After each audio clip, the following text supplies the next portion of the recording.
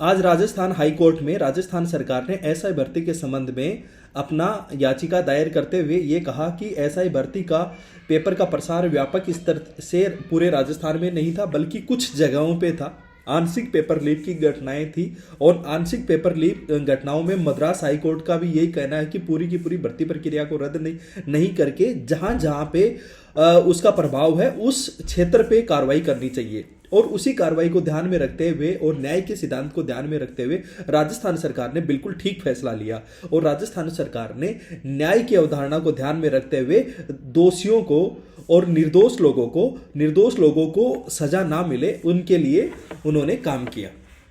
लेकिन कुछ लोगों को ये हजम नहीं हुआ, उनके पेट में मरोड़े स्टार्ट हो गए और उनमें है कौन? उनमें वो राजनेता जिनका कोई वजूद नहीं बचा है, वो पीआर मैनेजर जिनको पता नहीं इतनी मोटी सैलरी मिलने के बाद भी शायद पैसा कैसे हजम नहीं हो, पैसे की इतनी कहां से भूख आ जाती है। इसके अंदर वो फर्जी बेरोजगार नेता है जिनकी दुकान ही इसी से चलती है। तो जिनकी दुकान चलती है वो तो ये करेंगे ही। अब हम उनके लिए तो हम क्या ही कमेंट करें। लेकिन मैं हनुमान बेनीवाल आपको एक जवाब देना चाहता हूं। हनुमान बेनीवाल, आप चाहते हो कि राजस्थान के अंदर सब लोग अनपढ़ रहें, कोई भी पढ़ाई लिखाई नहीं करे और आपकी जब फॉर्च्यूनर गाड़ी चले तो उसके पीछे सब लोग दौड़ लगाए। लेकिन ये होगा नहीं। आज का युवा पढ़ना चाहता है, आज का युवा पढ़ लिख करके आगे बढ़ना चाहता है। आपने 25 मई को राजस्थान के अंदर रैली करी थी, 25 मई को आपने जाट समाज को पूरे को बुला लिया था जयपुर में। लेकिन आप ये भूल गए कि वो 25 मई की रैली रैंक 3 परमेश्वर चौधरी के खिलाफ थी, जो कि बाद में आरएएस अधिकारी बने। वो 25 मई की रैली रिचपाल चौधरी के खिलाफ थी, जिनकी रैंक 12 आई। वो 25 मई की रैली अंकित चौधरी के खिलाफ थी, जो कि आरएएस अधिकारी था। क्या चाहते हो हनुमान बेनीवाल? क्या आरएएस अधिकारी सिर्फ आपके घर में बनेंगे? क्या आप ये चाहते हो कि आपके बेटे बेटी, आपके भतीजे ही सिर्फ लेफ्टिनेंट और कर्नल बने? क्या बाकी राज्य की जनता कुछ भी नहीं बने? 850 थानेदारों का सिलेक्शन हुआ। हमने देखा कि उसमें 59 लोगों की गिरफ्तारी हुई। 59 के ब्रेकअप में सिर्फ 5 कैंडिडेट ऐसे थे जो डमी के आधार पर पकड़े गए।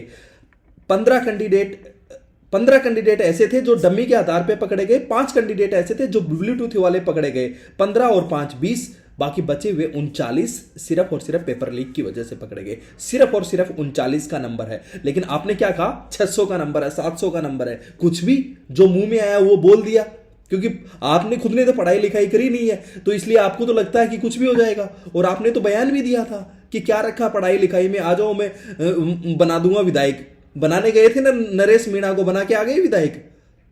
तो ये सब फालतू की बातें छोड़ दो। आज आप पे कोई भी यकीन नहीं कर रहा। लेकिन फिर से मैं सब लोगों को यही कहना चाहूँगा कि 2 साल से अधिक का समय हो गया है। राजस्थान के होनहार अफसरों ने अपनी ईमानदारी, अनुशासन का परिचय दिया और एक भी किसी भी सब इंस्पेक्टर ने 2 साल से अधिक समय में ऐसी कोई अप्रिय घटना नहीं हुई जिस पे उन पे कोई लाछन लगाया जाए। अरे इन ईमानदार अधिकारियों को तो अभी से प्रमोशन मिलना चाहिए, इनको इनाम दिया जाना चाहिए कि किस तरीके के ट्रॉमा के अंदर ये लोग जी रहे हैं।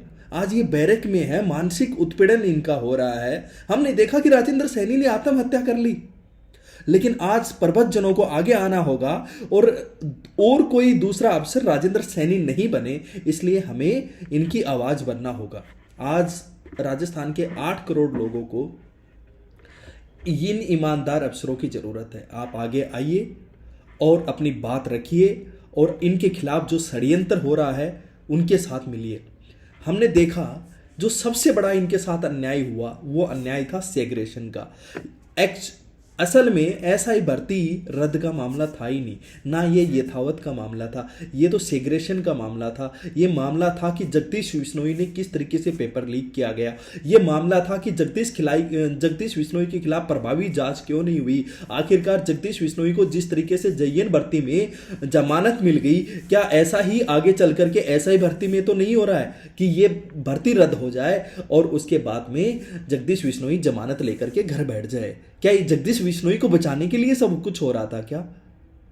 तो पुनः मेरा राजस्थान और सभी लोगों से अनुरोध है और राजस्थान के लोग एसआई भर्ती के जो पीड़ित ईमानदार अफसर हैं उनके साथ हैं, और हम उनकी अफसरों की बहादुरी के लिए उन्हें सलाम करते हैं कि आज 2 साल से अधिक समय में उन्होंने अपना अनुशासन का परिचय दिया और अपने धैर्य और संयम की परीक्षा दी।